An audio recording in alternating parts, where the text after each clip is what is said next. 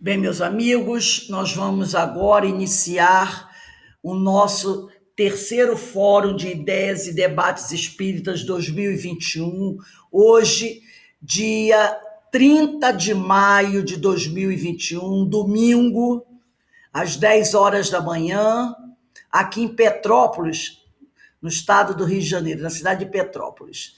Nós estamos hoje recebendo o nosso companheiro Moisés, depois falaremos um pouquinho do nosso amigo, mas para iniciarmos o nosso fórum, eu vou pedir à nossa companheira Denise que faça a leitura do preparo.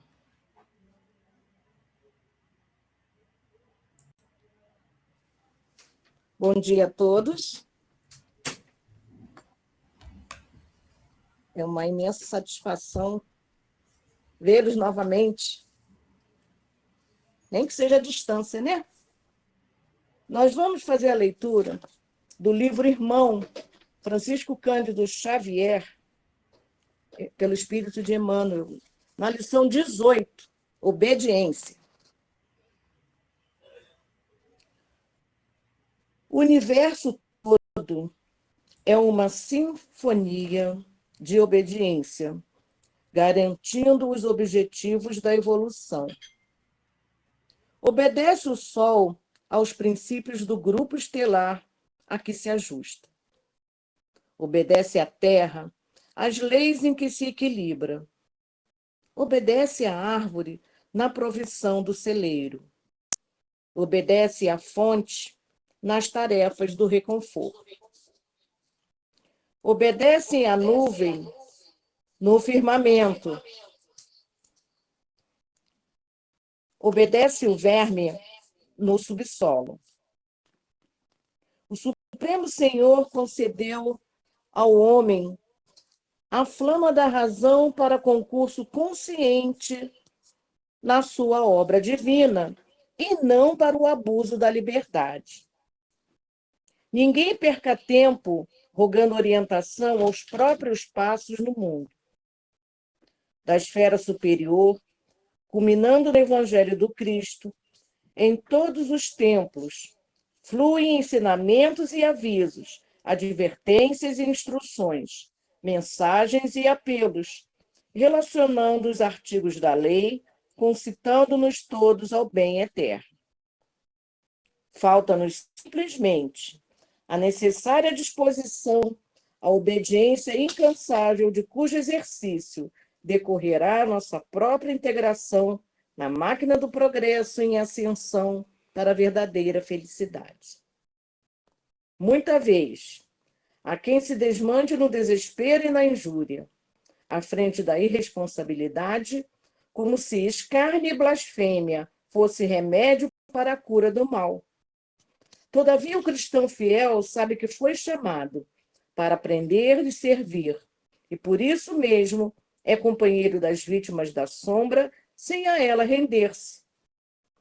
E amando e ajudando, sem repousar, converte-se em refletor cristalino do Mestre, que procuramos, cuja glória na obediência perfeita é todo um poema de amor, da simplicidade da manjedoura aos sofrimentos da cruz.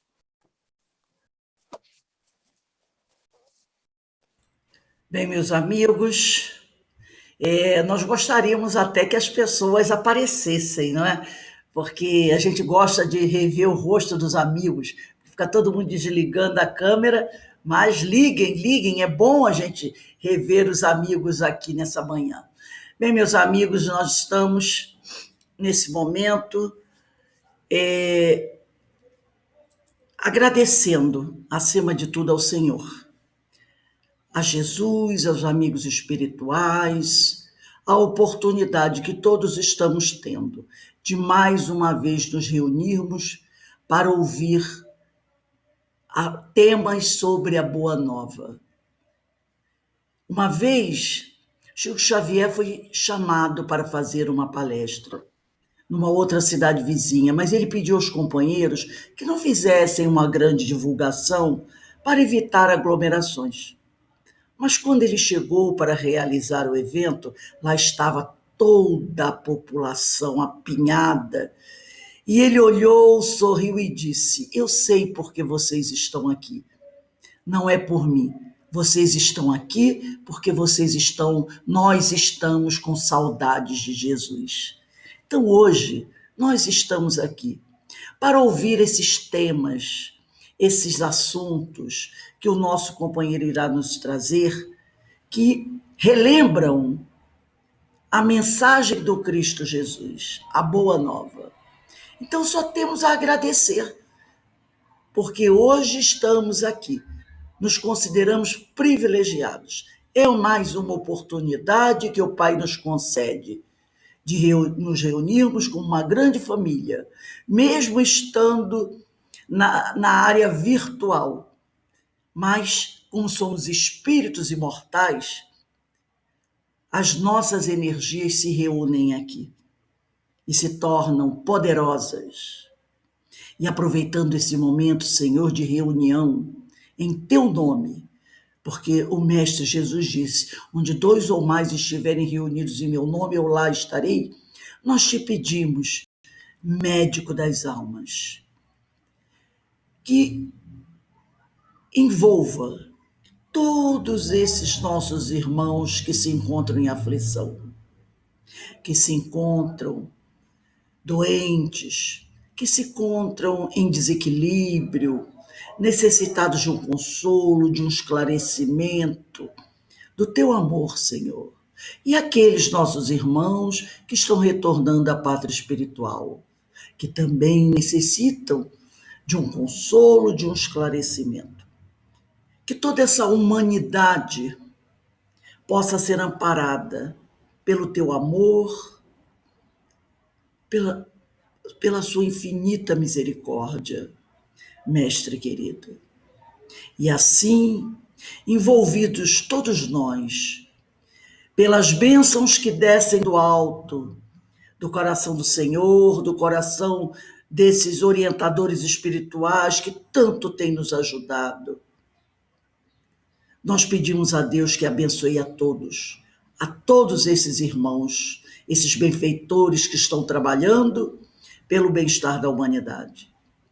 E a nossa casa, que é a Sociedade de Estudos Espíritas Francisco de Assis, roga ao grande irmão Francisco que nos abençoe e nos envolva no seu abraço fraterno.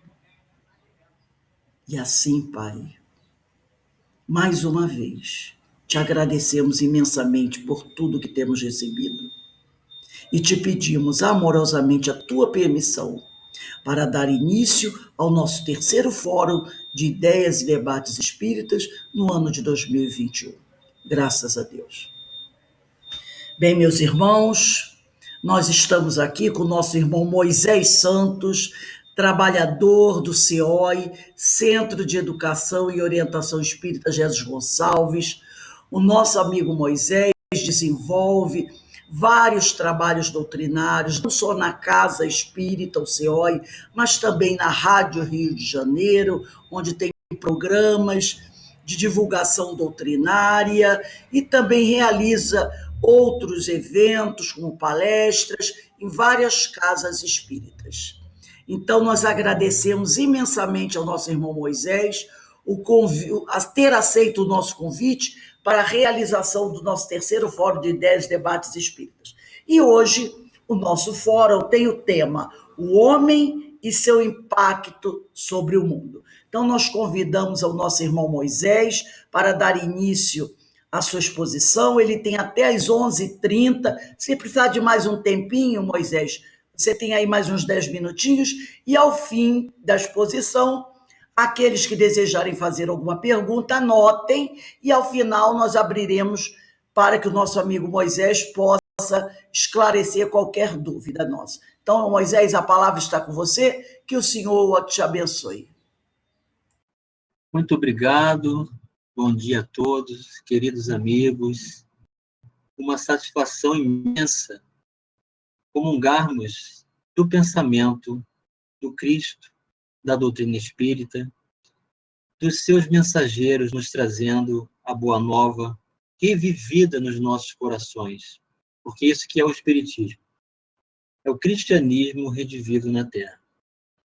Quando a Rose nos convidou para realizar esse fórum, nós ficamos pensando nas nossas possibilidades de atuação na vida, o quanto que nós já temos por experiência de estarmos ora no mundo espiritual, ora no plano físico.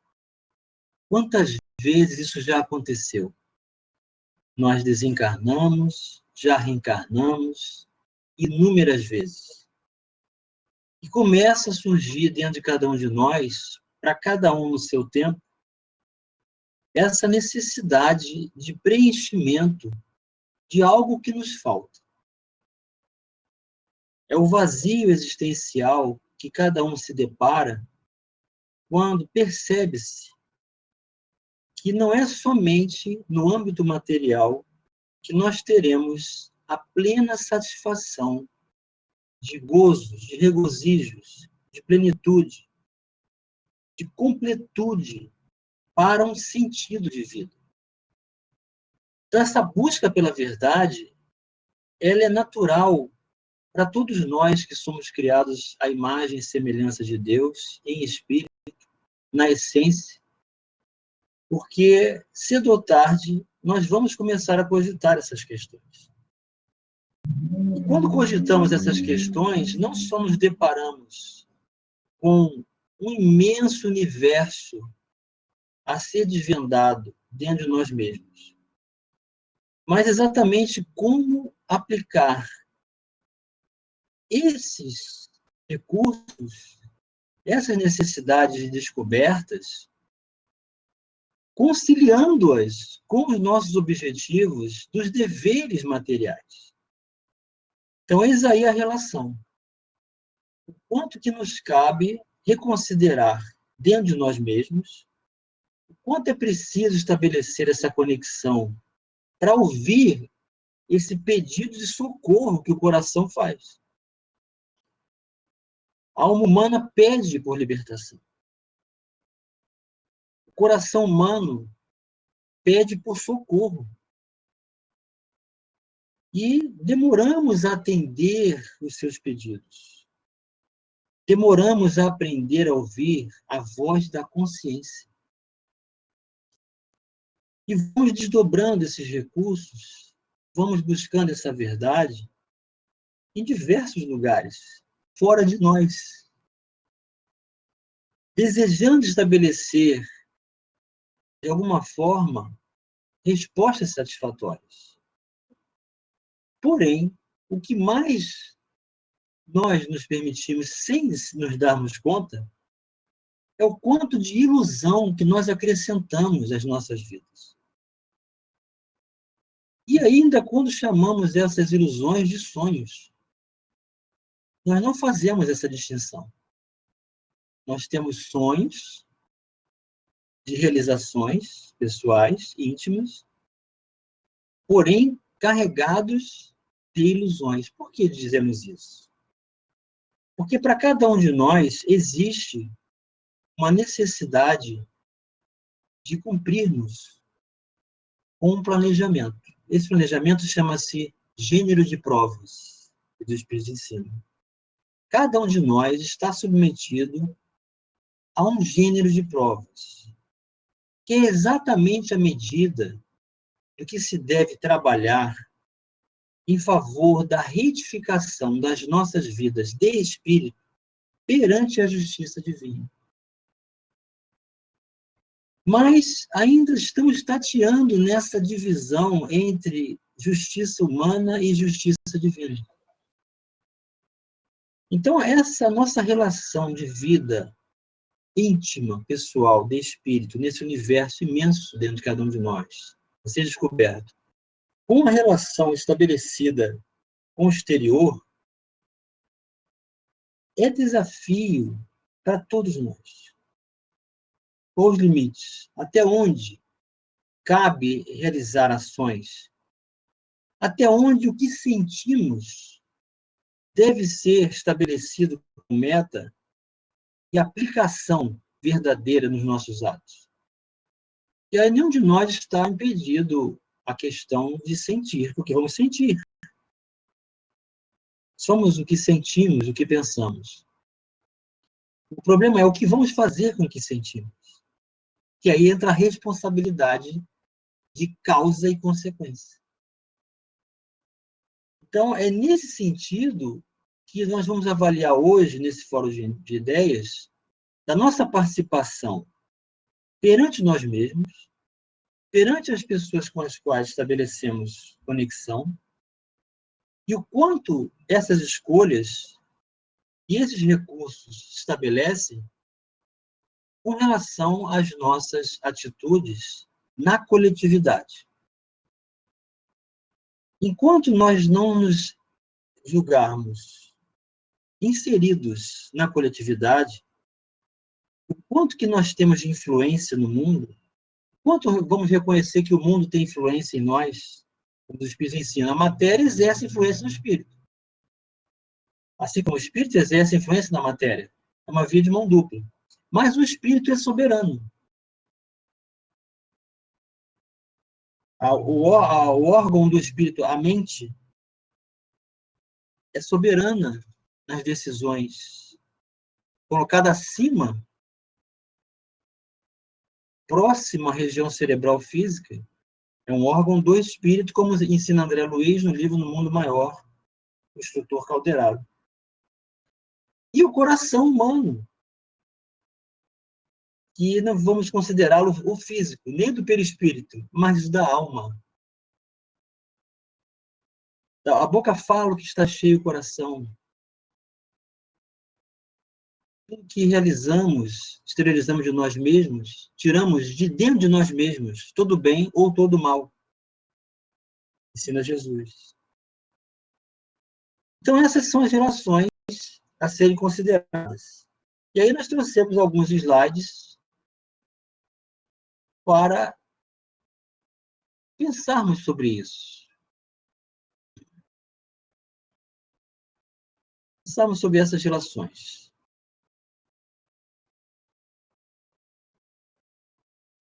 Nós temos aqui o nosso tema de hoje, que é o homem e seu impacto sobre o mundo.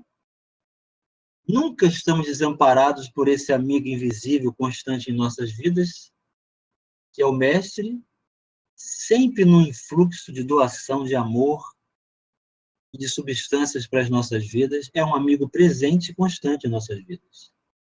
E a doutrina espírita é a filosofia espiritualista que associou o elemento espiritual ao elemento físico. Portanto, segundo Kardec, na introdução da Gênese, é a filosofia mais abrangente, mais expansiva e mais oportuna de entendimento para que o homem se enxergue como espírito, veja como espírito, aproprie-se de tudo que é necessário em relação aos deveres do mundo material, sem se tornar escravo das sensações, sem escolher os excessos, sem exigir do outro, sem constranger ninguém a pensar como pensamos, sem impor condições, mas usar sempre de indulgência, de tolerância e de perdão. Então, esse é o Mestre Jesus convidando-nos a reconhecer a sua presença de amor e de luz em nossas vidas. E aí vamos tirar lá do pensamento de Kardec, e depois de toda a sua experiência realizada no âmbito do trabalho que realizou da codificação espírita, desdobrando o Livro dos Espíritos nas suas partes, nas obras que compõem o Pentateuco, ele faz uma viagem. E num discurso da cidade de Lyon e Bordeaux, resume-se nessa condição. Ele tem como título esse discurso Sociedade da Decepção.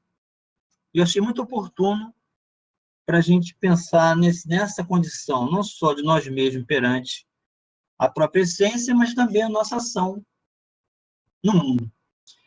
E ele afirma que o homem chegou a um período em que as ciências, as artes e a indústria atingiram um limite até hoje desconhecido. Isso ele está falando do século XIX. Se os gostos que dela tira satisfazem a vida material, deixam um vazio na alma. O que ele está dizendo aqui?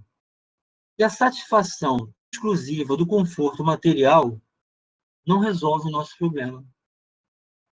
É necessário, precisa da nossa ocupação, faz parte do projeto planejamento, mas não é tudo. Aliás, é uma pequena e ínfima parte do que vem a fazer satisfação real para cada um de nós. O homem aspira a algo melhor. Sonha com melhores instituições. Olha o sonho aqui. Quer a vida, quer a felicidade, quer a igualdade e a justiça para todos. Isso é normal de todos nós.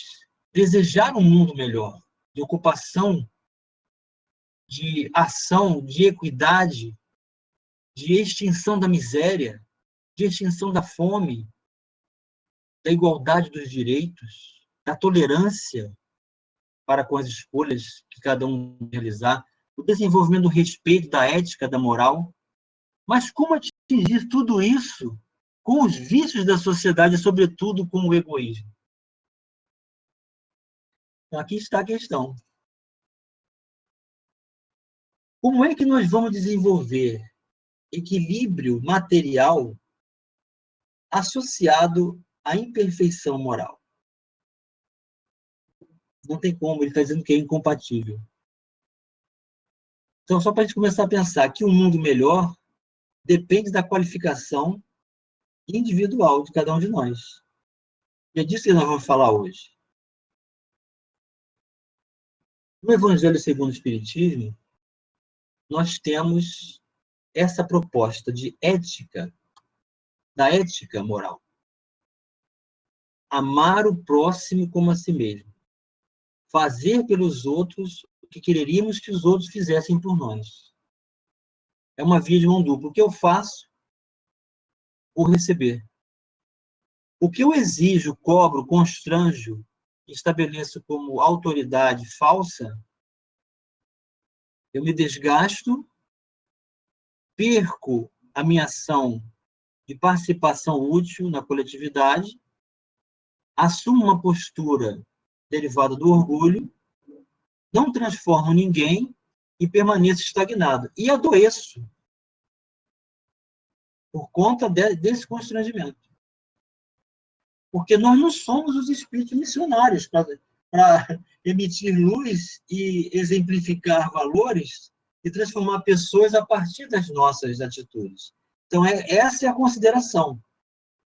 Até onde nós podemos agir e melhorar a sociedade, desde que não percamos a saúde, desde que não nos afastemos do propósito das nossas convicções. Porque agir em desacordo com a própria convicção é passar pela feira do mal. Quando Kardec pergunta se o homem, para fazer o bem, ele obrigatoriamente tem que passar pela feira do mal, os espíritos respondem que o homem não tem obrigatoriedade de passar pela feira do mal. Ele passa pela feira da ignorância. Quando nós passamos pela feira da ignorância, nós não ferimos a consciência. Mas quando calculamos o mal e agimos com conhecimento de causa, nós adoecemos a consciência. E aí afetamos gravemente o nosso campo emocional. E nos afastamos de Deus. E passamos a viver uma vida dupla, em que julgamos que é necessário usar a força, um método de constrangimento para mudar, entre a educação de espírito, que é longa, afanosa, trabalhosa, exige determinação, perseverança, dedicação, esforço contínuo, e demora muito, mas é eficiente. Então, entre uma proposta constrangedora, adoecedora, em contradição com a própria convicção, e aquela que estabelece concurso de educação de espírito para a imortalidade, pelo esforço, e aí vamos entrar naquela classificação de Kardec. O verdadeiro espírita é o que se esforça. Então, é quando sentimos e reconhecemos que o que sentimos não é bom, não é do bem. Aí Jesus convida, ó, aquele que quiser vir após mim, negue a si mesmo, tome a sua cruz de cada dia e siga-me. Então, o exercício de transformação consiste em trabalhar nas ações o que gostaríamos que fizessem para nós. E o princípio de ação de transformação no mundo que estabelece concurso de saúde e plenitude com a coerência perante a própria convicção. Porque o espírita é seguidor de Jesus. Nós não somos seguidores de Kardec. Não existe o kardecismo. Kardec, inclusive, apagou-se na sua personalidade real. Hippolyte Léon Denis Rivail, pedagogo, escritor, mestre, escritor de várias disciplinas, tanto históricas quanto na diversidade de línguas, nas ciências, na biologia, um homem intelectualmente elevadíssimo, com a moral elevadíssima, com a missão de codificar o que ele ouviu, o Consolador prometido. Então, o espírita é seguidor de Jesus. Nós temos que buscar os ensinamentos de Jesus para viver bem. É a expressão mais completa da caridade, porque resume todos os deveres do homem para com o próximo. Olha aqui o nosso impacto no mundo. É se relacionar bem com o próximo.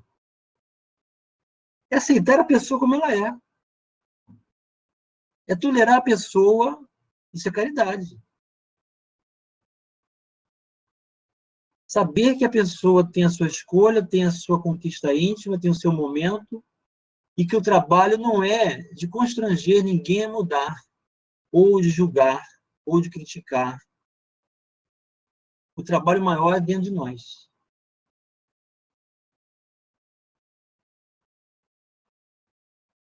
E o que nos impede de reconhecer isso? O orgulho nos induz a julgar-vos mais do que sois, a não suportar uma comparação que vos possa rebaixar, a vos considerardes, ao contrário, tão acima dos vossos irmãos, quer em espírito, quer em posição social, quer mesmo em vantagens pessoais, que o menor paralelo vos irrita e aborrece. Chaga da humanidade que nós trazemos como repercussão falsa de uma autoridade que nós não possuímos. Então, é o oposto da caridade, é o oposto da ação do bem, é o oposto da ideia da presença de Deus em tudo e em todos. E quando nós fazemos o melhor para o outro, nós despertamos no outro o que é de melhor nele. É a presença de Deus nele. Então, independente de quem seja, o que faça, o que escolhe, qual é o ideal que foi estabelecido como método de vida, o que importa é o que sai de nós, não o que estamos recebendo. O que estamos recebendo é o que doamos, primeiramente. Então, essa é a atitude. Fazer primeiro ao outro que gostaríamos que nos fizesse. Vamos viver num estado de plenitude e de associação de valores compatíveis com a mesma natureza das nossas atitudes. Para isso, nós temos que buscar os recursos do homem de bem. Você se considera uma pessoa de bem? Estamos todos a caminho, né? Porque nós temos uma meta a cumprir. Jesus nos convida, sede perfeitos. É a perfeição relativa. Esse é o sentido de vida, a lógica do sentimento que o Evangelho nos proporciona. Nós vivemos num sentido de aquisição dentro da proposta de evolução. Fomos criados simples e ignorantes, e na medida em que nos esforçarmos, no quanto desejarmos, aí vem o Emmanuel lá no Justiça Divina, no campo do espírito, o quanto desejar trabalhar no bem, estabelecer concursos para sua evolução, mais rápido se chega à meta. Mas, na verdade, o Erasto diz assim, mas nós estamos mais próximos do ponto de partida do que da meta. Porque ainda ficamos, ainda não estamos seguros da nossa convicção, ainda estamos numa transição entre conhecer e compreender para agir, refletimos pouco, estudamos pouco, falamos muito, julgamos demais, interferimos demais, com pouca propriedade, porque temos pouco para dar de si mesmo. Então, para nos qualificarmos, é preciso trabalho, ocupação, compromisso, estudo incessantes. E aí vamos sair da condição de imperfeitos para bons, até chegar no patamar, estamos muito distantes, né, da grande luz, como Emmanuel diz, estamos todos muito distantes da grande luz. Mas se essa propriedade não fosse comum a todos, Deus não seria justo, fazendo cisão entre a criação. Então há uma equanimidade no poder de Deus no que diz respeito à vida e à criação. E esta é propriedade para todos nós. Todos nós vamos desfrutar da grande luz, de acordo com o nosso mérito. Não há conquista sem esforço. E não há evolução sem renúncia, afirma Pedro de Camargo. Não há progresso sem qualificação. Todos podemos fazer o bem. Todos somos criados à imagem e semelhança de Deus e temos as leis de Deus na consciência. Até o materialista pode fazer o bem. Se ele atender a voz da consciência do coração, vai fazer o bem, independente de título. Mas para se qualificar, é necessário a religião. É necessário um contexto de amplitude da filosofia espiritualista que associa o elemento espiritual à matéria, para que não se tenha surpresa ao desencarnar.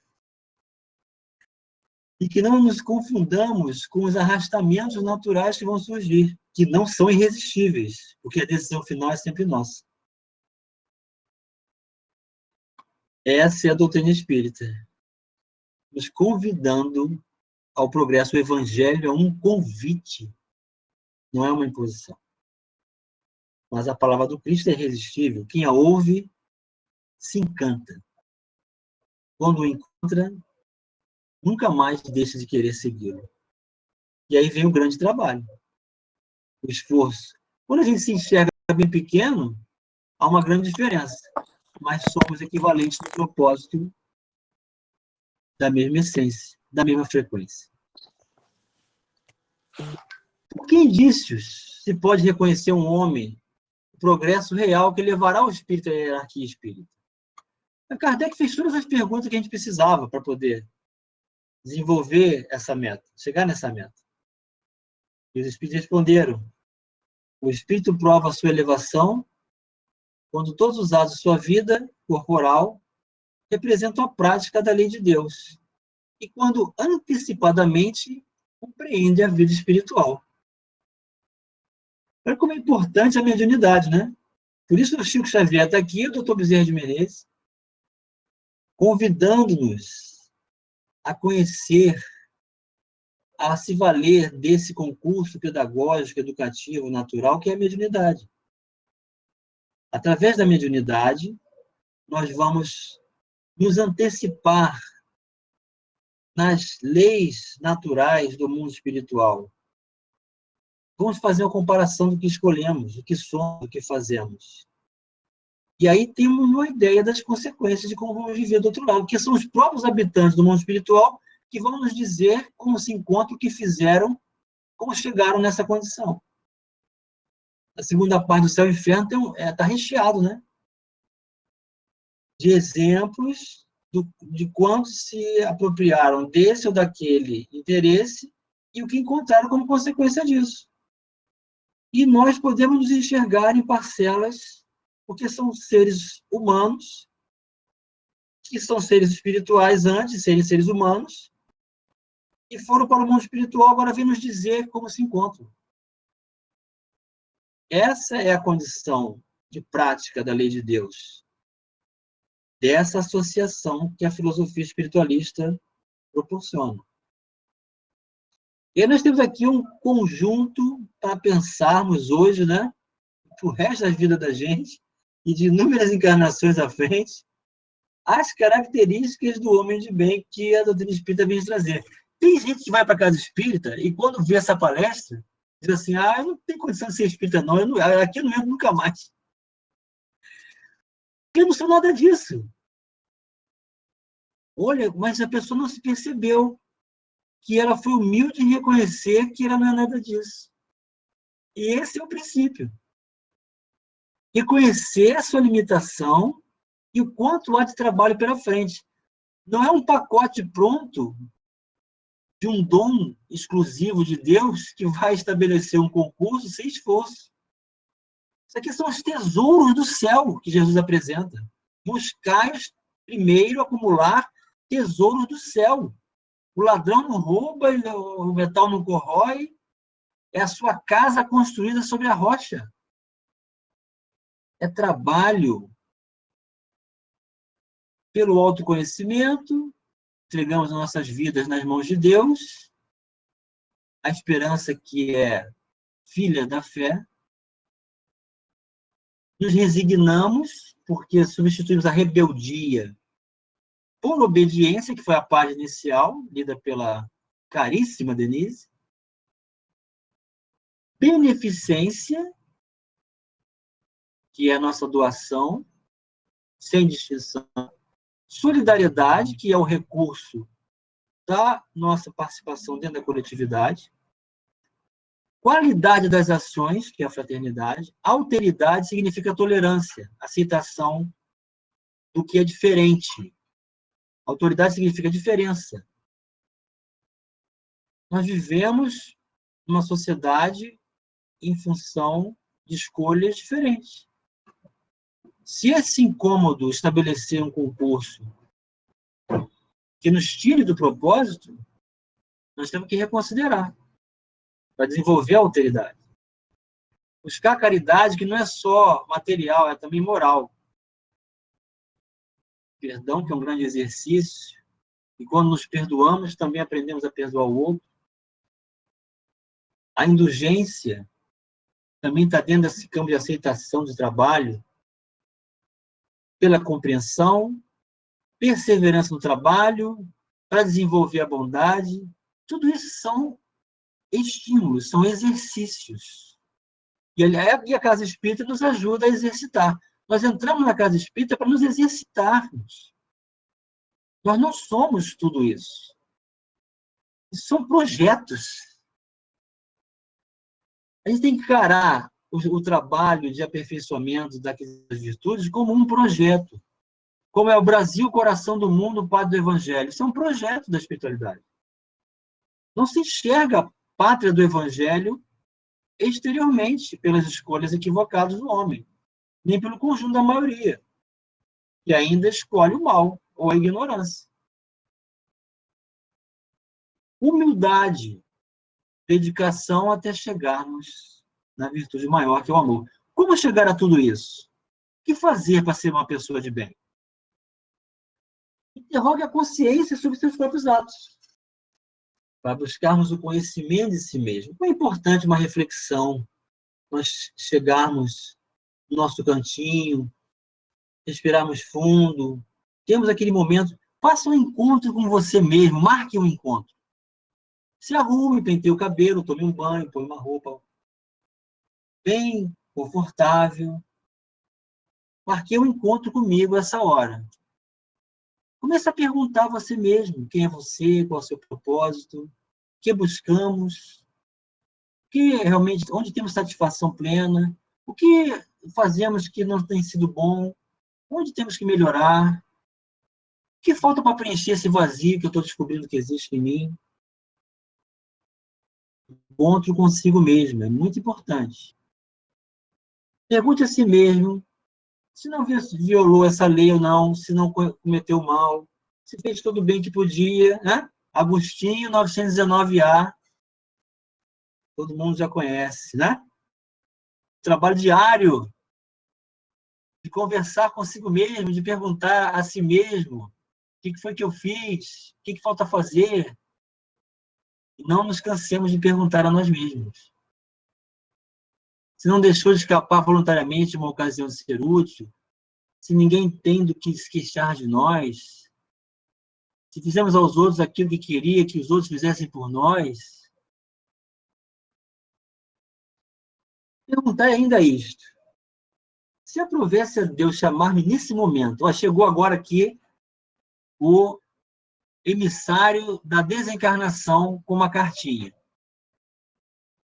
Via expresso do mundo espiritual. Chegou o momento de você passar de volta à paz do Espírito. Essa carta vai chegar para todos. Ao entrar no mundo dos espíritos, onde nada é oculto, teria eu de temer o olhar de alguém?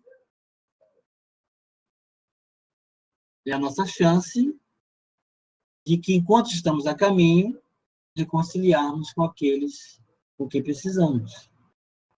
Que ao estar no mundo espiritual, nós estaremos desnudados de toda aparência física e vamos nos apresentar tal qual somos, com a irradiação característica, com a lucidez da saúde que adquirimos ao longo da existência, com todas as conquistas e todas as necessidades ainda de adaptação ao retorno desse país, que é o mundo espiritual, do qual a gente tem que se preparar. O Kardec diz que a gente tem que estar com a mala pronta, ou aprontando ao longo da existência. Deposite fé em Deus. Como é que se desenvolve a fé? Colocar sua vida nas mãos de Deus. Tem coisa que a gente não compreende que acontece conosco.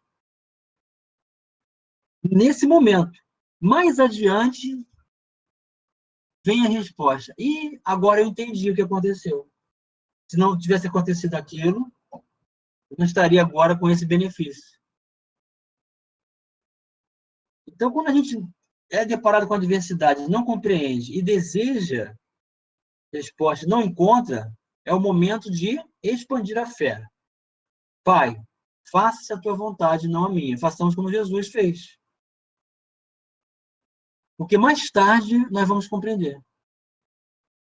E aí vão reconhecer, poxa, não precisava ter me desesperado tanto, porque mais adiante veio a solução que eu não tinha como divisar. Mas Deus tinha como. Então, essa dilatação de horizontes do sentimento pela confiança das nossas vidas nas mãos de Deus é o desenvolvimento da fé, na sua bondade, na justiça. Que justiça é essa? É a justiça divina, que não se enxerga com os olhos humanos, nem com os planos sensoriais da matéria, mas com os olhos do Espírito. E na sabedoria de Deus. Aí nós adquirimos confiança em Deus. Quando surgir a tormenta, você já está com a confiança alicerçada. Então, você não vai reagir com tanto desespero, com tanto desequilíbrio, e vai aproveitar mais o momento de desafio e adversidade.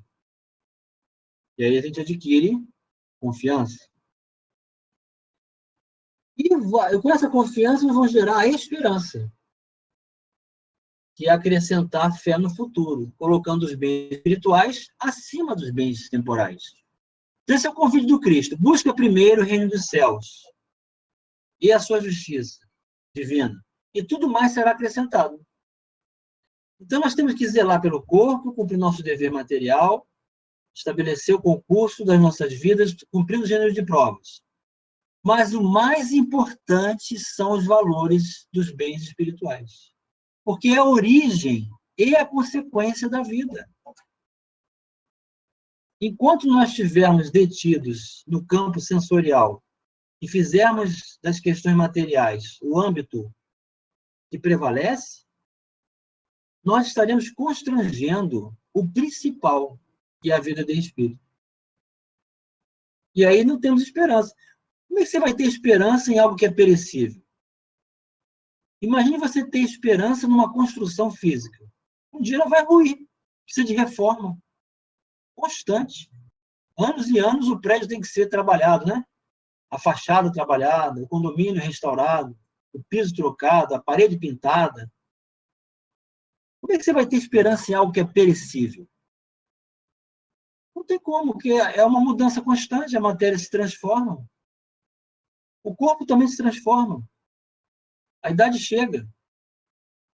Se não houver preparo nesse sentido, de intenção e foco dos bens materiais acima dos bens temporais, esse vazio não será preenchido dentro de nós.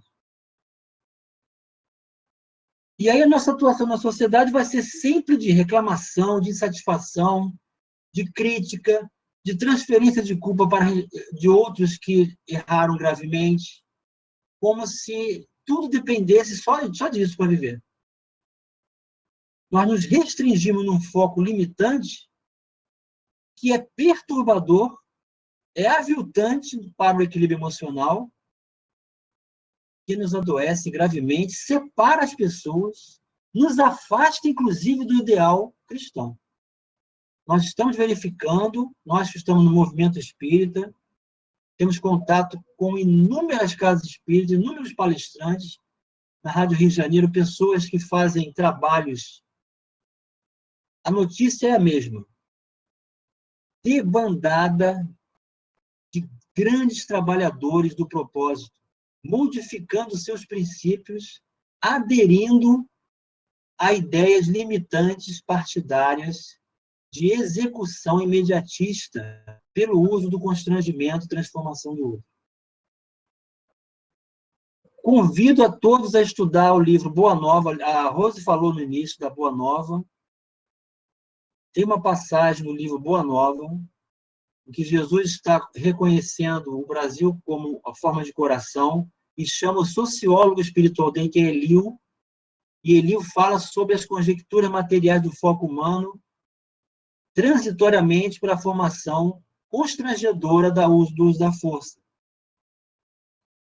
E Jesus disse assim, Elio, acalma o teu coração, porque a realização de transformação da vida pela construção do reino de Deus no coração humano tem na política plano secundário.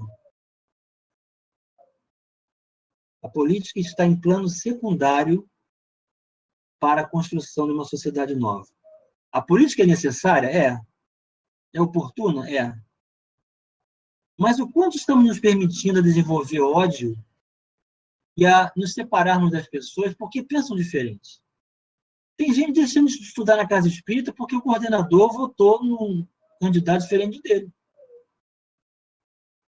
Deixando o ideal espírita abaixo, longe, e colocando uma pessoa acima dos valores do espírito. Isso é estratégia do mundo inferior, separar os trabalhadores da Boa Nova.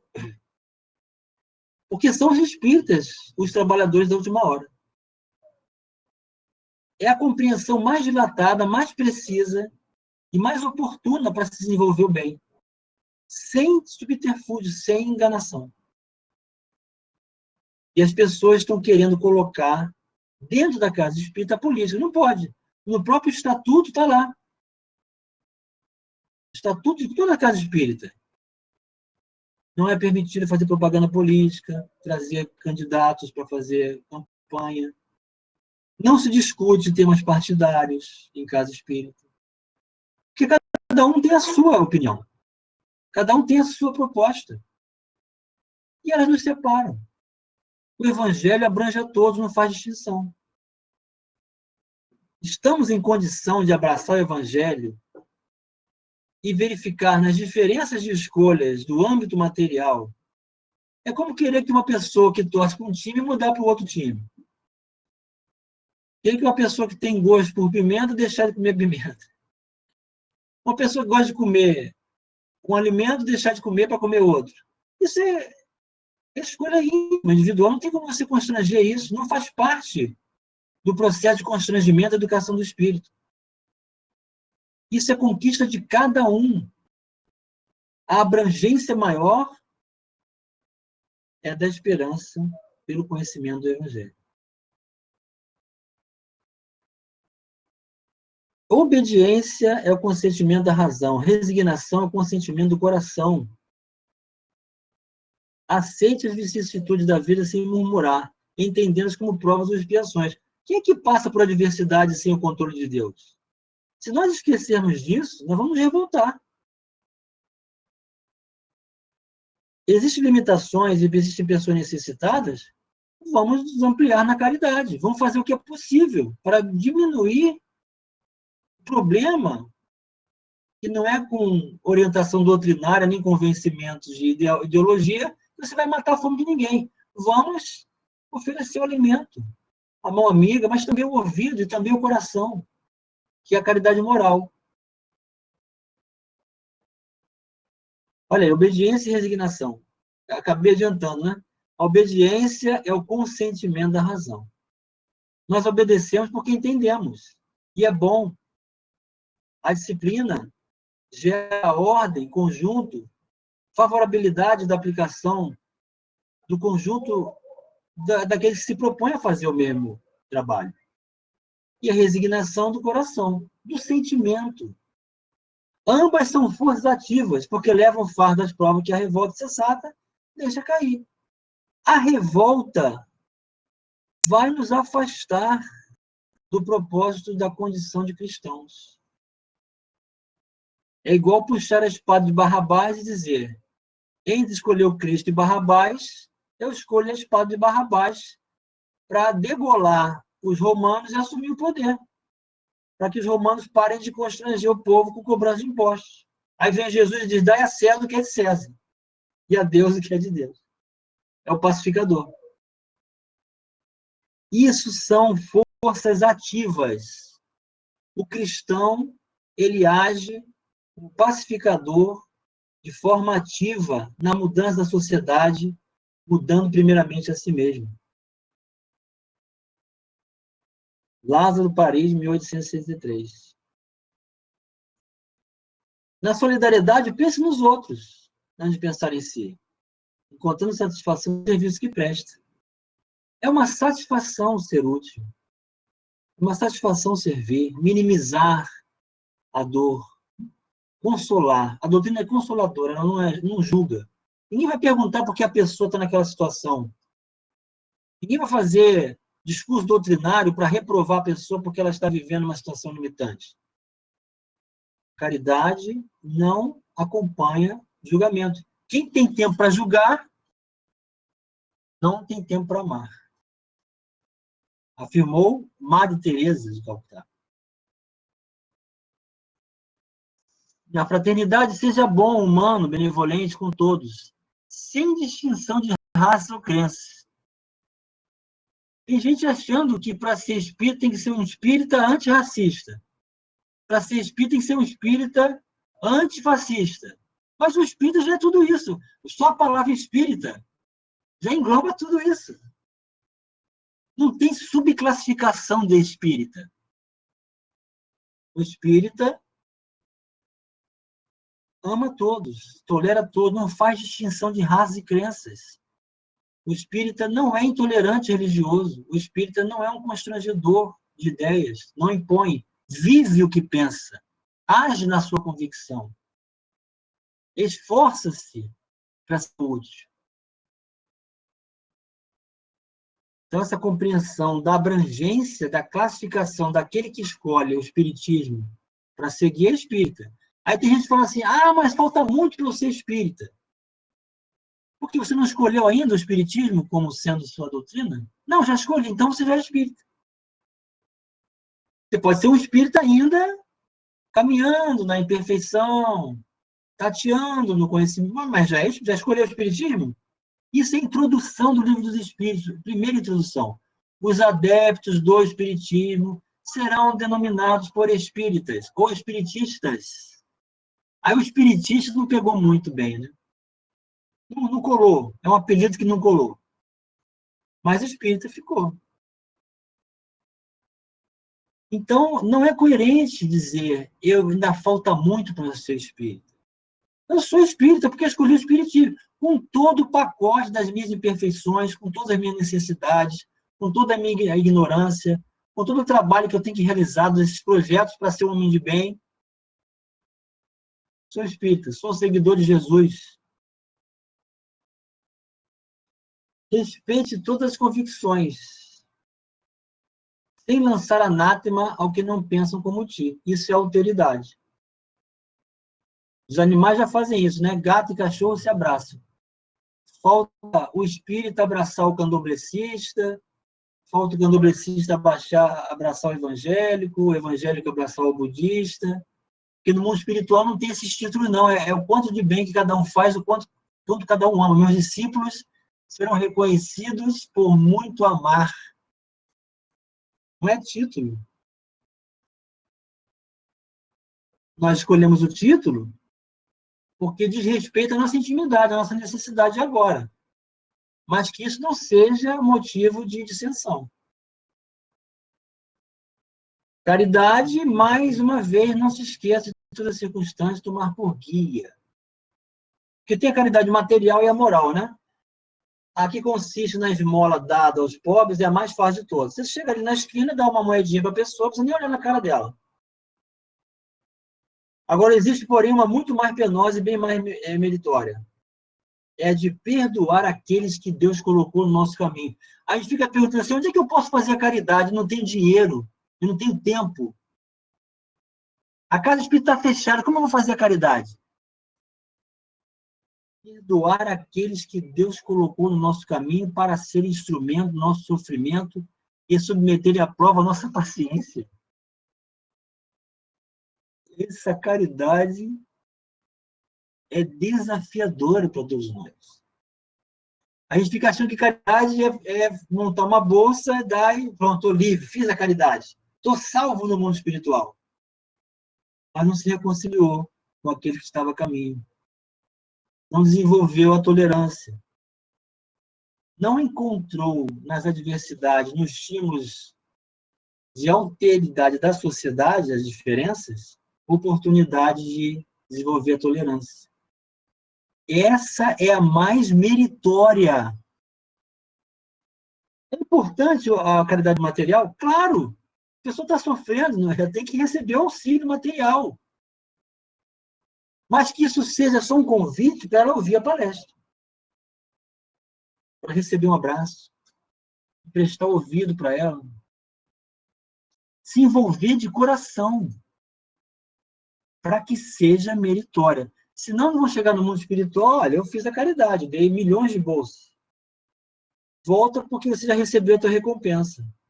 Porque você recebeu um reconhecimento na terra, não no céu.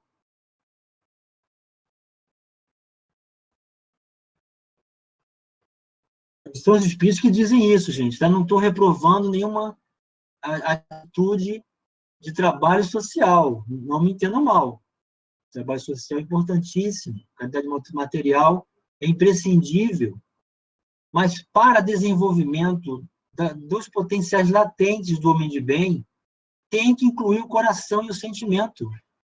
Senão o reconhecimento é só no mundo físico.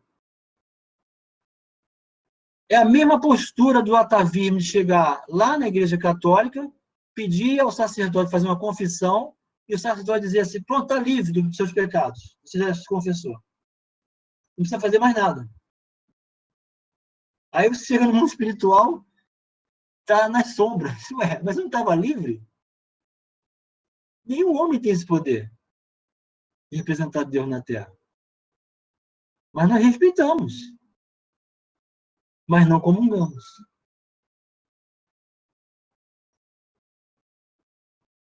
Perdoe e esqueça todas as ofensas. Não é para adquirir Alzheimer, não, entendeu? Ninguém vai deixar de lembrar o mal que fizeram conosco. Esse esquecimento é de não potencializar isso, ou não fazer disso um referencial, ficar voltando no tempo. 30 anos atrás você disse isso, e falou isso e me prejudicou. Continua preso lá, né? Tem espírito que se comunica, né? E eu sou o dono de vários escravos, quem roubou eles de mim? Meu irmão, que ano você está? 1892. Não, meu irmão, ele é 2021. Nossa, eu estou preso no tempo. O mal faz com que a gente fique prisioneiro do tempo e fique nas trevas, não alimentando ódio, rancor ou desejo de vingança. Não vai resolver o problema. Seja indulgente para com as fraquezas alheias, por também ser credor de indulgência. Então, eu sou indulgente porque eu reconheço também que eu preciso de indulgência. A pessoa tem fraquezas, mas eu não vou me basear nas fraquezas do outro para que a minha seja fortaleza. Eu também tenho fraquezas. É um pacote só. Indulgência. Para julgar-se a si mesmo, seria necessário poder mirar-se no espelho. O convite para encontrar-se consigo mesmo. Transportar-se de qualquer maneira fora de si mesmo, considerar-se como outra pessoa perguntando: o que pensaria eu se visse alguém fazendo o que faço? O argueiro e a trave no olho, Evangelho segundo o Espiritismo. Não evidencie efeitos alheios e procure sempre o bem que possa atenuar o mal. Isso é compreensão. Se colocar no lugar do outro. A pessoa cometeu um erro gravíssimo. Mas a vida dela não se resume naquele erro. Onde é que eu posso enxergar? Porque nós enxergamos em uma rosa 1000 espinhos. Mas Jesus enxerga 1000 rosas em um único espinho. Carmen Cineira, através de Chico Xavier. A censura lançada à conduta de outrem pode obedecer a 2 móveis: ou reprimir o mal, ou desacreditar a pessoa cujos atos se criticam. Allan Kardec, Evangelho segundo o Espiritismo, capítulo 10, Bem-aventurados misericordiosos, tem 13. Agora ele completa aqui, ó. A censura lançada à conduta de outrem pode obedecer a 2 móveis: reprimir o mal ou desacreditar a pessoa cujos atos criticam. Não tem escusa nunca esse último propósito, desacreditar. Porquanto, no caso, então, só há maledicência e maldade. Eu vou resumir a vida da pessoa numa circunscrição de maldade. O primeiro pode ser louvável, constitui mesmo, em certas ocasiões, um dever. Reprimir o mal quer dizer não comungar com ele, não pactuar com o mal. Saber dizer não, não aceita esse mal. Isso é importante, Kardec está dizendo que é importante. É um dever. Porque, não ser assim, jamais na sociedade se reprimiria o mal. Não cumpre, aliás, o homem auxiliar o progresso sem semelhante? Então, reprimir o mal é não coadunar-se com ele, não agir de forma equivalente, e na oportunidade orientar, se houver receptividade e oportunidade de diálogo, sem constrangimento. E esse é o papel do homem. Olha o impacto do cristão no mundo. Auxiliar no progresso sem semelhante. Vivendo a mensagem, primeiramente, em si. E quando a gente vive essa mensagem, a espiritualidade começa a trazer pessoas para próximo de nós para conversar, perguntar: como você consegue fazer isso? Qual o seu propósito? O que é ser espírita? Qual a sua religião? O que é espiritismo? O que você entende por o propósito de Jesus? Como você vive? É a oportunidade de explicar. Nós não podemos omitir nesse momento. Qual a sua religião? A resposta é: eu sou espírita. E daí vai. A autoridade para censurar está na razão direta da autoridade moral daquele que censura. Eu tenho autoridade para censurar? Que eu censure com propriedade, com o propósito de ajudar a pessoa a se modificar. E não para reprimir o mal, depreciando a pessoa e não sendo útil no seu progresso. Porque aí a minha atuação ela é ineficaz no desenvolvimento da sociedade e perante a coerência da própria convicção. É uma arte. Aí Kardec fez essa pergunta a São Luís: haverá casos que convença e desvende o mal de outrem? Acho que é a dúvida de todos nós, né? Alguém fez o mal. Qual é o meu papel agora diante disso? Olha o que a gente responde. É muito delicada essa questão. e para resolvê-la, necessário se torna apelar para a caridade bem compreendida. Ou seja, se for para agir e nós sairmos dos projetos de convicção que nós estamos adquirindo, você tem que reconsiderar se você tem autoridade para isso ou não. Porque se as imperfeições de uma pessoa só ela prejudicam, nenhuma utilidade haverá nunca em divulgá-lo. Porém, se acarretar prejuízo a terceiros, deve atender à preferência e interesse do maior número. Ouvir é dever. Agora, será que a gente vai aguentar isso nas costas depois? Segundo as circunstâncias, mascarar a hipocrisia e a mentira pode constituir um dever, pois mais vale cair um homem do que virem muitos a ser suas vítimas. Em tal caso, deve pesar a soma de vantagens e os inconvenientes. Que inconvenientes são esses? Será que eu estou em condição de manutenção de oração e equilíbrio para agora receber a retaliação dos inimigos espirituais daquele que fez o mal? Será que eu estou em condição moral de viver minha vida naturalmente, em família, e não ser alvo agora de influência espiritual por uma obsessão? Porque eles vão querer saber se eu tenho autoridade moral para fazer essa restrição. E aí tem vantagens, que é ver a sociedade melhorar e ver as pessoas que estavam sendo prejudicadas deixarem de ser, e depois eu perder a saúde, o equilíbrio, o sono, a fome, adoecer. Eu tenho que avaliar isso em mim, se eu tenho essa condição ou não. Se eu tiver, ótimo, é a sua tarefa.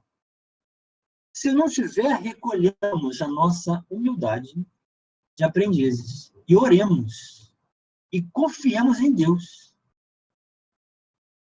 Porque senão a gente vai se desarvorar em ações de prejuízo em causa própria.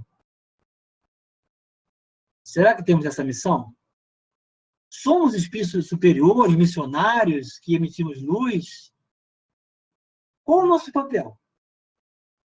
Cabe a cada um de nós avaliar isso. Ninguém pode dizer para nós o que é certo e o que é errado. Na doutrina espírita não existe certo e errado. Existe consciência de escolha e consequências e ensaios de escolhas e, pelas consequências, aprendizado. Quanto aprendizado nós já temos pelas nossas experiências? Nós já sabemos o que fazer. E a pergunta é, por que nos permitimos a nos desavorarmos no imediatismo se o objetivo da doutrina espírita é destruir o materialismo que existe em nós?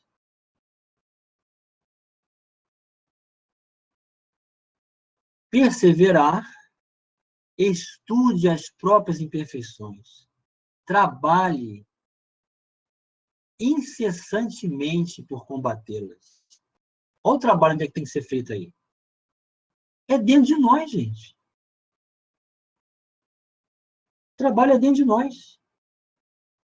Aproveite todas as ocasiões para fazer ressaltar que seja proveitoso nos outros. Porque nós vamos receber dos outros o melhor que ele possa oferecer. Há um manancial de luz a ser despertado em cada um de nós. E isso é despertado quando nós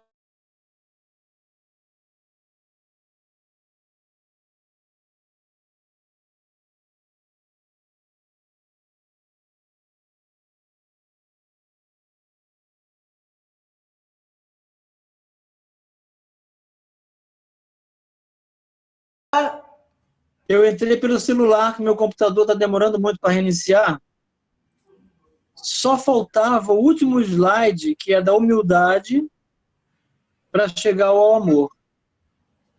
Então, na humildade, nós vamos reconhecer que ela não consiste numa aparência, num status, não é na riqueza nem na pobreza, mas numa predisposição à condição de aprendiz e simplicidade. E isso, o humilde existe em todos os níveis sociais, a humildade existe em todos os aspectos, posições, classes, raças. Não é físico, não é exterior. A pessoa pode ser milionária e ser totalmente desapegada àquilo e desencarnar na maior tranquilidade. Ela pode ter muitos títulos e a intelectualidade não fazer diferença na vida dela perante ninguém. Ela pode ser o presidente da Federação Espírita Brasileira e se considerar o servo inútil de todos. Então, humildade é um estado de alma na condição de aprendizagem. O desenvolvimento desse conjunto de aptidões leva ao maior potencial que o espírito pode realizar, que é o do amor. O amor universal. Deus é amor. Não existe o oposto de amor, porque também não existe o oposto de Deus. Então, eis a meta. Quanto mais amar, mais felizes seremos. E aí, o último slide seria o convite que Jesus faz: bem-aventurados os pacificadores, que serão chamados filhos de Deus. E aí vamos, então, refletir sobre qual é o método que nós vamos utilizar para desenvolvermos a tarefa de pacificadores e da aquisição das virtudes do homem de bem. Com isso, nós concluímos o nosso conjunto de ideias apresentadas no fórum e estamos aguardando as suas colocações, suas perguntas, para concluirmos esse fórum. Maravilhoso. Muito obrigado. Agradecemos ao nosso irmão Moisés. E eu gostaria que mais pessoas fizessem as suas colocações. Mas eu vou iniciar fazendo a minha. E aí as pessoas podem se colocar depois. Teve um momento, Moisés, que você falou sobre Brasil, coração do mundo, pátria do Evangelho. Sim. E você disse que isso é um projeto. Concordo. Sim. Mas muitos companheiros não compreendem isso e afirmam ser essa ideia um equívoco. Fale-nos um pouco sobre isso. Sim. Quando a gente lê o livro Brasil, Coração do Mundo do Evangelho, está claro lá a proposta de transferência da árvore do Evangelho do Oriente para o Ocidente. E a concentração dos trabalhadores desse propósito são os espíritas, que são os trabalhadores da última hora. E nós, espíritas, somos os mais compromissados com a lei de justiça, a justiça divina. Então, nós temos a grande oportunidade de um trabalho renovador dentro desse caminho de construção do Evangelho na sociedade, primeiro nos nossos corações. Todos podem se engajar a ele, e não somente os espíritas.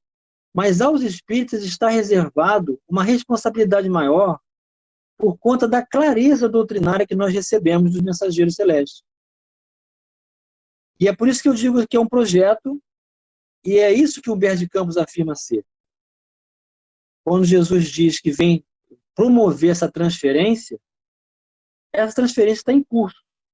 E pode ser comparada também ao que quando Chico Xavier disse assim: olha, eu não preciso mais psicografar nenhum livro, já cheguei ao 100º livro.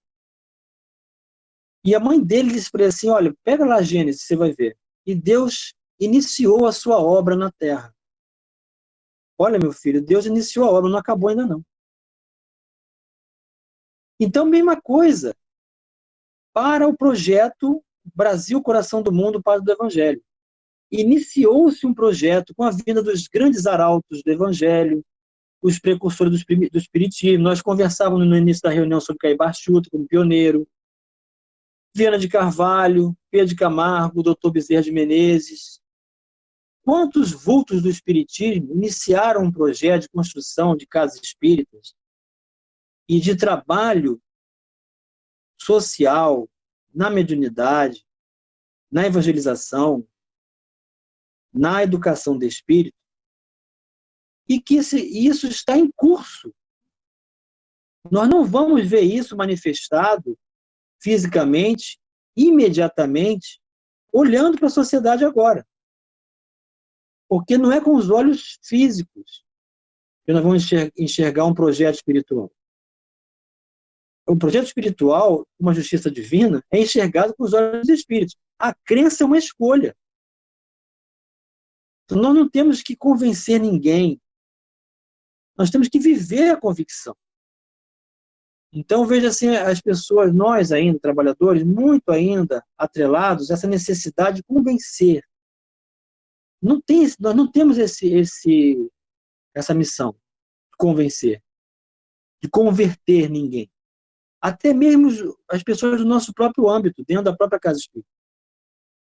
Nós temos o compromisso de vivenciar aquilo que nós temos por proposta.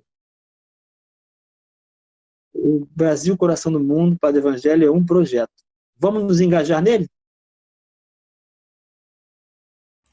O nosso amigo Alberto também gostaria de fazer uma pergunta. Pode abrir seu microfone, Alberto, e fazer a sua pergunta? Bom dia a todos. Respondi a sua pergunta, Rose? Respondeu, meu amigo, respondeu sim. Bom dia a todos, bom dia ao nosso amigo Moisés Santos. É um prazer estarmos todos aqui reunidos. Então, vou fazer a pergunta, Moisés. Eu já tinha digitado. Sim, caríssimo. Eu vou, para poder até ser mais claro na pergunta. Nós somos um ser social e daí o exercício da cidadania consciente. Jesus, o grande representante de Deus aqui entre nós, exercitou a lei da igualdade, a lei da justiça, e era o exemplo, né, da vivência da lei de Deus entre nós. Então, ele nos trouxe caminhos morais e exemplos de uma atitude consciente no mundo. Então, você, por exemplo, já comentou que a gente não deve partidarizar o nosso movimento, trazer o nosso movimento aspectos políticos, que isso destoa da obra maior, do propósito maior, que é caminhar com Jesus. Porém, eu te pergunto, como a doutrina nos instrui neste aspecto? Porque nós somos seres que vivemos na sociedade. Nós não Sim. estamos fora dela. Você belamente nos colocou partidarizar, politizar, isso não é o caminho. Mas como a doutrina nos instrui no aspecto de vivenciar essa vida em sociedade, essa vida no mundo social? Sim, compreendi sua pergunta. Pedro de Camargo, ele ensina, no capítulo do livro Na Cera do Mestre, com relação à preocupação dos pais na escolha das profissões dos filhos. Ele deixa bem claro ali que essa preocupação é natural, que o pai quer que o filho tenha determinada profissão. Só que antes dele ter aquela profissão e se qualificar nela, o que vai estabelecer realmente um concurso de sucesso dentro de aplicação da profissão dele como espírito vai ser o quanto que ele vai ser útil, quanto que ele vai estar disposto a servir, a amparar, a trabalhar no bem, dentro da profissão dele. Então, o espírita, ele está convidado a agir no mundo, onde quer que você sinta a sua tarefa de ocupação para ser realizada. Nada impede que o espírita tenha um partido político, nada impede. Você pode atuar na política, no âmbito social. Nós temos a nossa profissão, nós temos as nossas ocupações. O que nós temos que considerar é o quão qualificado eu me encontro para que, dentro da minha proposta de trabalho no mundo, eu seja uma pessoa melhor. O doutor Bezerra de Menezes esteve na política. Ele foi abolicionista. Mas ele tinha uma qualificação retumbante, né, exuberante de colocações. Ele convidou os senhores de engenho a ver no escravo um irmão dentro da política. Quando Jesus diz que a política está em plano secundário, é a sua qualificação moral. Você pode atribuir escolhas de participação na sociedade em qualquer nível, em qualquer âmbito. E se você é um espírita que se qualifica, o âmbito da sua escolha no mundo vai ser a melhor possível. Você vai destoar porque você se qualificou. Então, não existe impedimento doutrinário de ocupação no mundo em campo nenhum. Temos um gênero de provas. Nós temos que perguntar isso para nós mesmos. O quanto que nós estamos vinculados ao gênero de provas nessa ocupação? Eu tenho que atuar nessa área? O quanto eu vou ser realmente útil? O quanto isso vai me manter dentro da qualificação e da minha convicção? Ela é coerente com o que eu compreendo? Pedro de Camargo também entrou para a política, convidaram ele para a política. Quando ele percebeu que os projetos dele de solidariedade, de equivalência, de isenção de ganância, de condições de destacamento pessoal, não era atendido por ele, ele disse, isso aqui não é lugar para mim, porque vocês não atendem o que eu estou propondo para que vocês se considerem como irmãos, não desviem verba, não se julguem autoridade e não desprezem o seu semelhante. Ele foi para o campo doutrinário ensinar o evangelho. Ele escolheu isso, porque as pessoas não acompanharam. Então, essa é a escolha nossa. Cada um de nós tem a sua escolha no mundo, a doutrina espírita não proíbe nada, mas deixa bem claro que não é num projeto particular que nós vamos transformar o mundo, constrangendo as pessoas a pensarem como nós achamos que temos que elas pensem. Então, isso não tem continuidade. Isso não tem espaço dentro da casa espírita.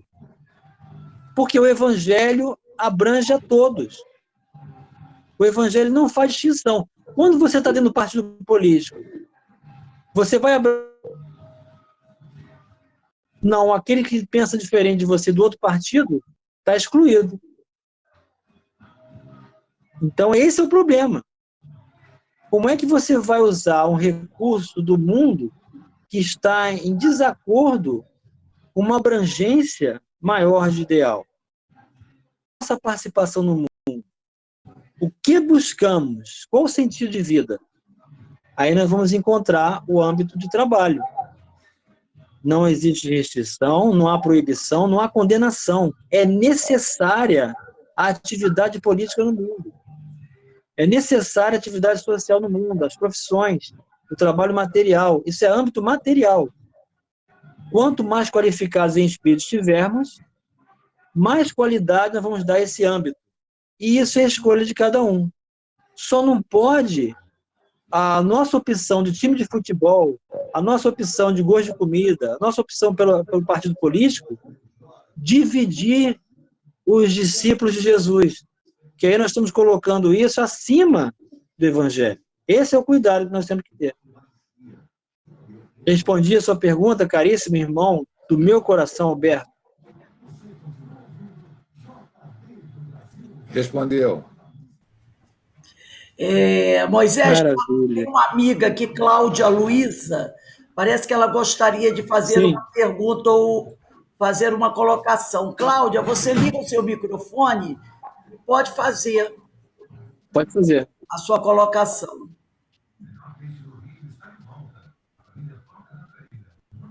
Ela escreveu no chat, né? Ela escreveu no chat. Eu não entendi bem como ela colocou. Vamos ver se ela abre o microfone. É porque, assim, a minha atuação está de acordo com os princípios da doutrina, mas mas qual é a atuação dela? Não sei. Eu também não sei. Eu entendi assim, como ela... Cada um tem que se perguntar se a sua atuação é uma pergunta íntima, individual. Foi isso que eu entendi. Será que ela não desejaria? Então, se é uma pergunta íntima, individual, a própria consciência vai responder. Não tem ninguém capaz de responder isso. Sim, exatamente. Ela colocou que é exatamente essa colocação da Denise. A Vera Isaura está escrevendo aí. Podia falar também, a Vera Isaura, né? Enquanto a Vera Isaura está falando, eu vou fazer uma outra pergunta, ainda dentro da resposta que você deu para o Alberto, sobre essa questão dos grupos espíritas, do partidarismo dentro do movimento espírita, como o espírita se coloca. nós sabemos, como você mesmo falou, estamos, de certa forma, sofrendo algumas situações delicadas entre alguns grupos espíritas. Uma delas, nessa questão de se colocar de uma forma diferente, alguns companheiros se colocam como espíritas progressistas. Não é isso uma incoerência? Já Sim, que a própria doutrina ela é progressista, então sim. você se colocar, eu sou progressista, eu sou isso, eu sou espírita isso, espírita aquilo, Aham, espírita progressista. Fala com a gente um sim, pouquinho sobre essa. sim. Eu cheguei a falar isso durante o estudo, né? Que tem gente que se pronuncia assim: eu sou um espírita antifascista, eu sou um espírita antirracista, eu sou espírita anti-aborto. Mas o espírita já é tudo isso. Eu sou um espírita progressista. A doutrina já é progressista em si mesmo. Porque o Kardec disse assim: eu não disse a última palavra. Todas as propostas de horizontes, de ampliação, do que os espíritos esperam, se não saírem da base, serão bem-vindas ao acréscimo, porque a doutrina espírita é imensa, é a ciência do infinito. A ciência não tem fim. Então, quando a pessoa se diz espírita progressista, ela está em desacordo com a introdução do Livro dos Espíritos. Mais uma vez, vou lembrar, é muito importante nós estudarmos a introdução dos livros. Introdução de item 1 do Livro dos Espíritos. Vou repetir: o adepto da doutrina espírita será denominado por espírita. Não tem mais nenhum adjetivo depois disso. Se a gente cria um adjetivo após essa denominação, nós estamos atropelando Allan Kardec. Nós estamos nos desapropriando da didática pedagógica do mestre leonês, missionário, que vem codificar as mensagens dos instrutores da humanidade. Quem somos nós para fazer isso? Para adulterar o Livro dos Espíritos. Não é Livro dos Espíritas. Eu posso mudar. Tá ligado no vídeo aí?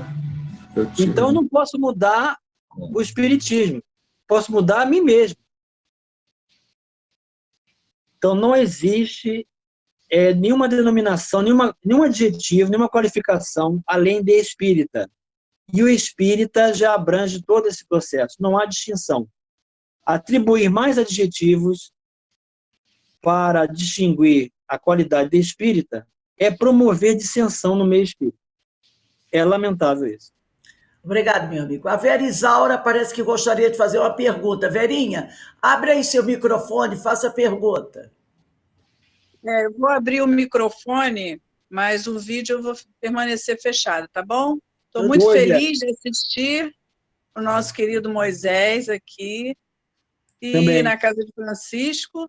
Muito bom, muito boas observações. A pergunta que eu fiz, na verdade, é sobre a resposta que você deu ao Alberto, que me pareceu, lógico, que eu posso ter entendido errado, que o espírita, ou o homem de bem, ele não deve participar da política, ele deve fugir da política, porque, inclusive, recentemente, nós tivemos um companheiro espírita que simplesmente abriu mão da candidatura dele por não compactuar com essa situação, né, desonesta, algumas situações aí que ele não colocou, mas que ficou assim muito entre aspas, né? Que realmente ele não podia compactuar com o que estava acontecendo, então ele preferiu retirar a candidatura. Isso no meu modo de ver, é uma característica de um caráter correto, certo? Só que aí a gente abre muitas brechas para as pessoas que ignoram determinadas virtudes, digamos assim, né?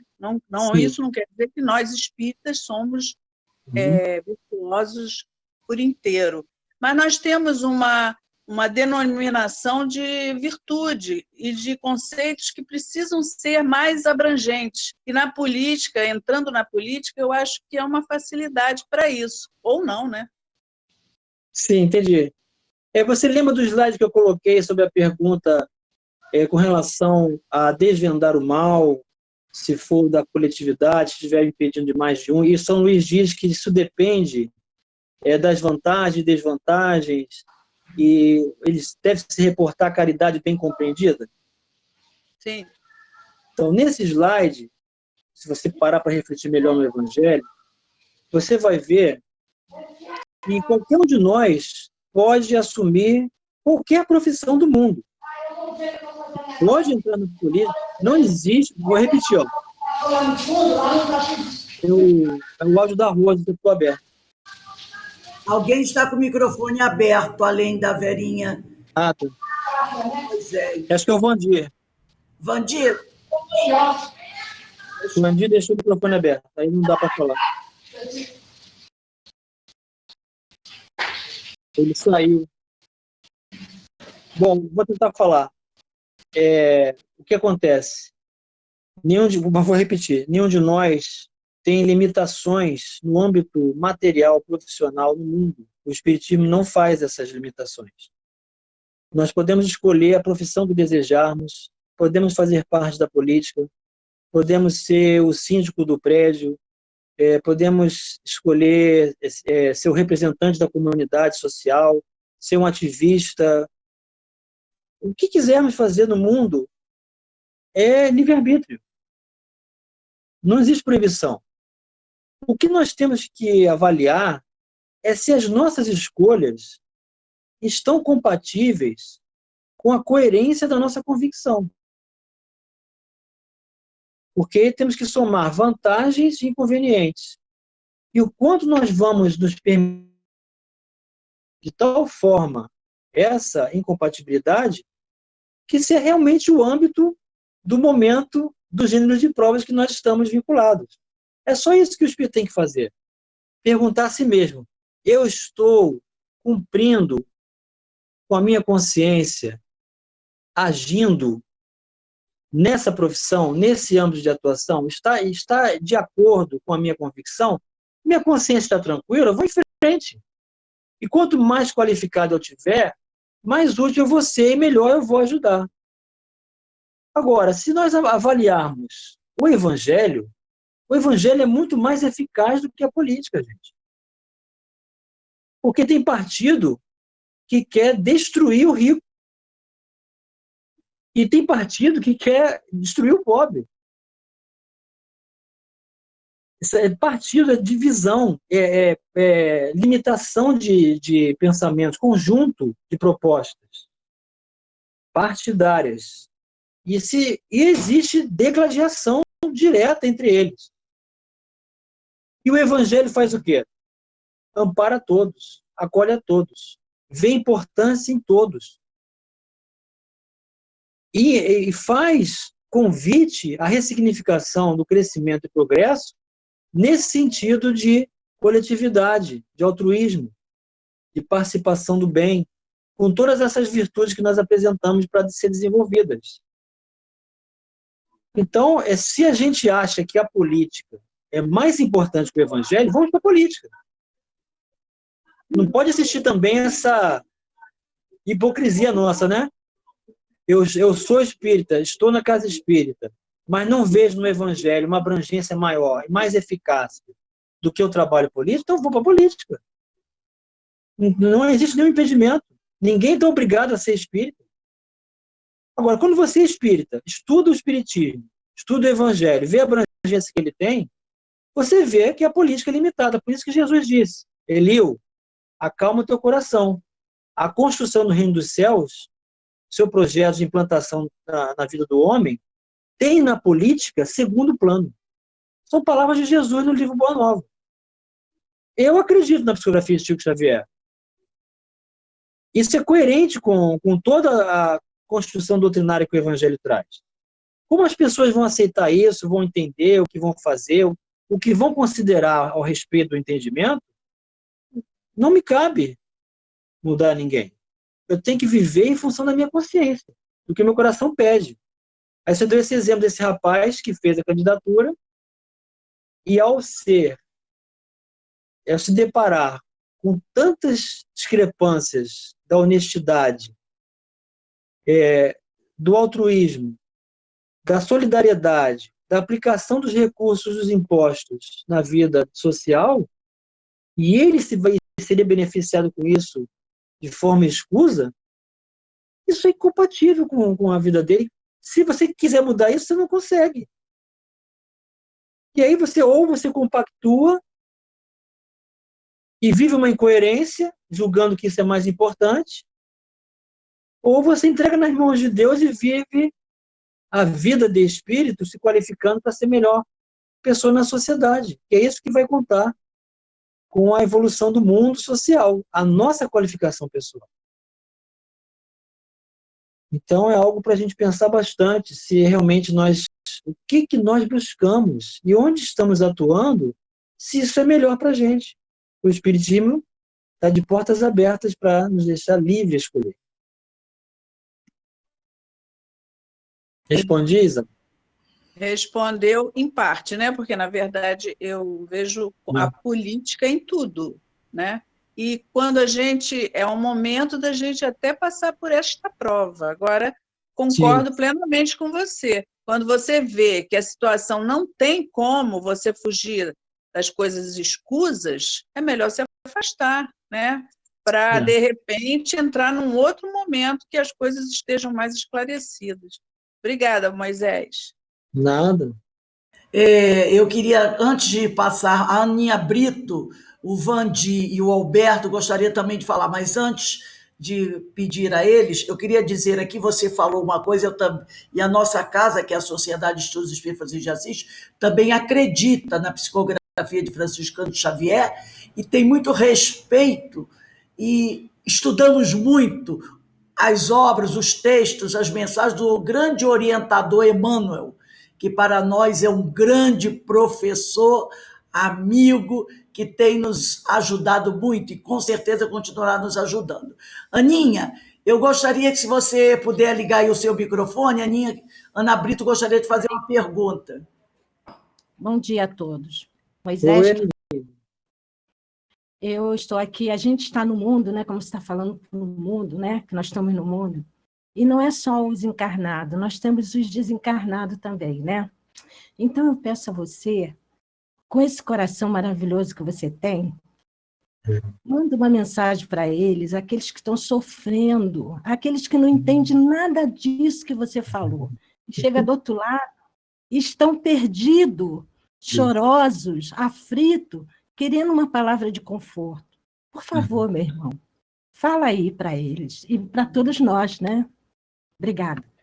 Poxa, é maravilhoso, né? A gente tem saudades da nosso trabalho mediúnico, né? Quanto que nós desempenhamos esse papel, quantas pessoas chegam do outro lado, e falta isso também a todos nós espíritas, que estude todo o Pentateuco kardeciano. Não fique resumido no livro dos Espíritos do Evangelho. Nós temos que estudar o livro dos médiuns. Nós temos que estudar o céu e o inferno. Temos que estudar a Gênese. E, de quebra, obras póstumas. Sem entender as bases doutrinárias, nós vamos continuar vivendo assim, deixando que as impressões materiais sejam maiores do que as espirituais. E vão nos incomodar com cada erro de cada autoridade, maldizer, criticar, julgar, torcer para que ele seja preso, condenado, e viver vibrações incompatíveis com as nossas convicções. Quando a gente se pega, a gente está iludido nesse âmbito de disputas pelo lixo humano. Então, quantos chegam do outro lado totalmente equivocados, arrependidos, desiludidos, porque constrangeram, usaram de força, usaram da violência, maldisseram, perseguiram, foram intolerantes, desconsideraram, desqualificaram seu semelhante porque pensavam diferente. Falta alteridade, né? Somos diferentes. Certo e errado. O Espiritismo não vai dizer isso para nós, o que é certo e errado. Vai dizer isso a nossa consciência. Aprendamos a ouvir a voz da consciência do coração. Não tem ninguém como referencial humano para a gente seguir. Nós seguimos Jesus. Vamos compreender as palavras de Jesus. Se as palavras de Jesus ainda não são mais eminentes, mais abrangentes, mais libertadoras do que o âmbito material, então apropriemos-nos do âmbito material para sermos úteis.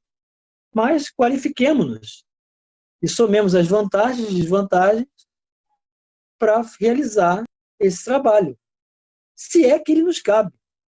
E isso só cada um vai poder dizer de si mesmo. Então, o espírito é um pacificador, é um agente efetivo, cuja educação da sua própria alma estabelece eficiência na mudança social a partir da modificação de si mesmo. Essa é a maior abrangência que existe de trabalho para ser feito. E talvez nós estejamos deixando isso um pouco de lado. E eu convido a todos a reconsiderar. Eu gostaria de pedir agora ao nosso irmão Vandir e depois o Alberto gostaria de fazer outra colocação. Vandir, pode abrir seu microfone e fazer a sua pergunta? Boa tarde a todos.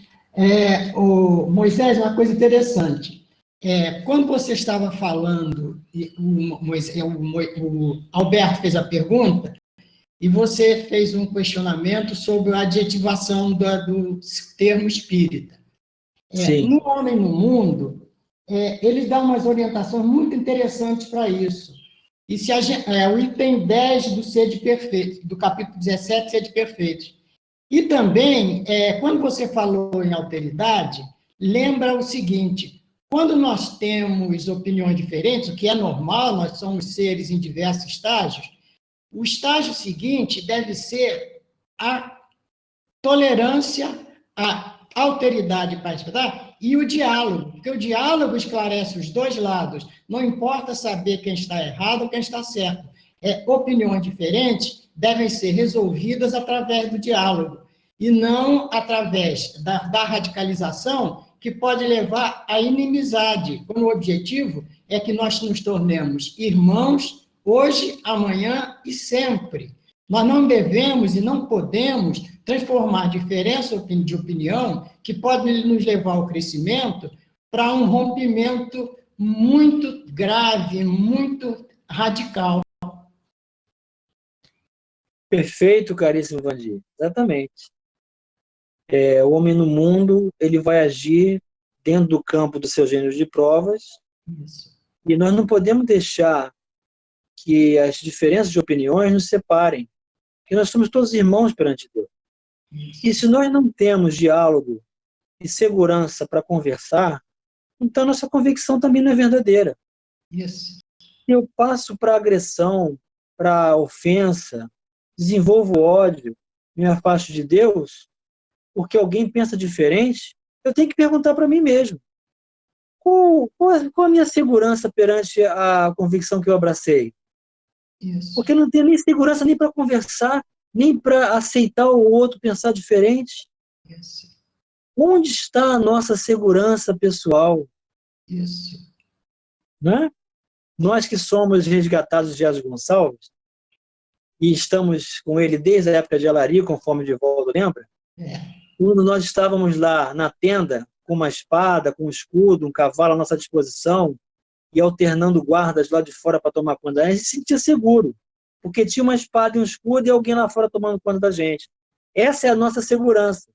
Isso. Hoje nós temos um convite de segurança, não fora de nós, mas numa construção de um reino dentro de nós. Isso. E aí nós temos que perguntar qual o tamanho dessa segurança para eu não me incomodar com a escolha do outro e servir a minha causa com coerência perante a própria consciência. Isso. Esse é o nosso impacto perante a sociedade, que nós vamos fazer diferença ou nos afastarmos da nossa convicção, se é que ela é verdadeira em nós. Isso. O Moisés, inclusive, uma vez numa conversação num grupo, apareceu o seguinte raciocínio: olha, quando há diferença, havendo diálogo, todos ganham, porque quem estava entre aspas, estava certo, vai se fortalecer. E aquele que estava, entre aspas, errado, também vai se fortalecer com o aprendizado. Sempre aprendizado, meu irmão. Isso. Obrigado, Moisés. Nada, caríssimo. Para nós encerrarmos agora, eu vou pedir ao nosso irmão Alberto que faça a sua colocação e depois eu vou pedir ao nosso companheiro Vandir para fazer a nossa prece de encerramento. Alberto, pode fazer a sua colocação. Estimado Moisés, lá em João, né, capítulo 17, versículo 14, está escrito: estou no mundo, mas não sou do mundo. Poderia comentar para nós? Exatamente. É aquele slide que eu passei, de darmos mais ênfase ao âmbito da visão de espírito. Nós somos espíritos imortais, existimos antes da formação do corpo, sobreviveremos à sua decrepitude. O corpo físico é uma vestimenta, merece todo zelo, respeito, direito e cuidado e apropriação devida para o cumprimento da nossa encarnação e o seu sucesso no tempo necessário, mas sem os excessos, sem darmos mais importância do que ao espírito. Nós temos que dar mais importância ao espírito. Foi Jesus que disse também, Alberto: busca primeiro o reino de Deus e tudo mais lhe será acrescentado. Grande abraço, querido. Eu agradeço muito aos companheiros que ficaram conosco até esse momento, fazendo suas perguntas, ouvindo, participando, vibrando. Com certeza, todos nós aprendemos muito uns com os outros. Então, também quero agradecer muito ao Moisés, esse companheiro querido, esse irmão que está aí conosco há tanto tempo, que nós possamos sempre permanecermos juntos, com muito amor no coração, divulgando essa doutrina espírita, com muito amor, com muito carinho, com muita fraternidade. E, mais uma vez, agradeço ao Moisés a sua disponibilidade de estar conosco, nos proporcionando esse banho de luz através dos seus conhecimentos. Foi muito bom te ouvir, companheiro. Um beijo no seu coração. E nós vamos pedir agora ao nosso irmão Vandir. Muito obrigado. Para fazer a nossa prece, e depois a gente fala mais um pouquinho. Vandir, por favor, faça a sua prece, a nossa prece de agradecimento.